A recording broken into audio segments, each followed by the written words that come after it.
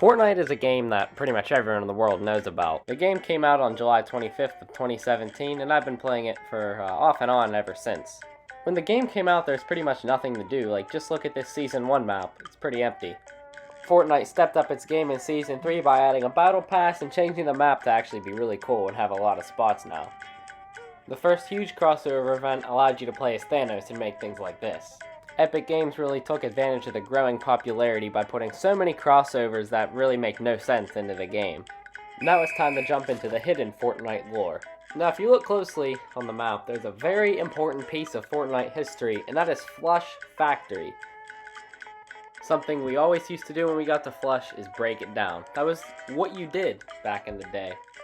Unfortunately, the circle was never in our favor while we were leaving Flush Factory. The greatest journey known to man is called the Tilted Circle, leaving Flush Factory, going through shifty shafts just to get to Tilted Towers, and ending up dying anyway.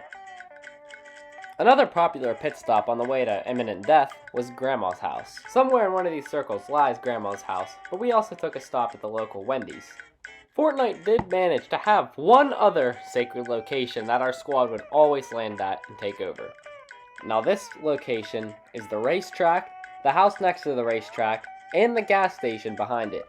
If you were to take into account the cliff next to the racetrack, so many shenanigans took place right there. Just take a look. You see, I have something in my inventory. I throw it, he falls off the cliff, and he dies. So now what? What was that? It was none other than the impulse grenade, which they took out because you could troll teammates and other people with them, which I thought was pretty fun, but of course they gotta ruin it. Moving forward, we're gonna continue on the spherical object path. What better vehicle in the game than ballers? Now just stay tuned, I'm going to show you a little clip of what these ballers did in Endgame.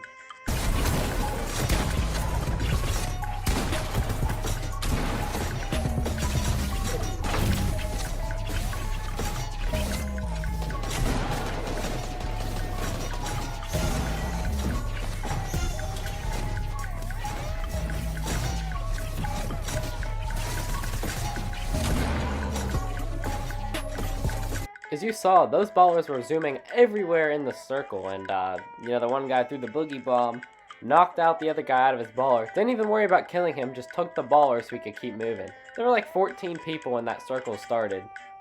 Fortnite quickly became doomed after the ballers were removed, and the main draw was only these mechs. So what happened next? That's when Season 2, Chapter 2 came out, and Fortnite was revitalized. One of the only important locations on this map is called Holly Hedges, and here's the overview picture. This building right here is in fact based off Dunham's. Actually, I'm not sure if it is, but Dunham's is one of the most legendary buildings in the game. Now on to probably the most important location in Fortnite in history, the Agency. Along with the Agency comes, these few people. The most important man in the middle, his name is Midas. As you see here, Midas has ruined everyone's day in this game.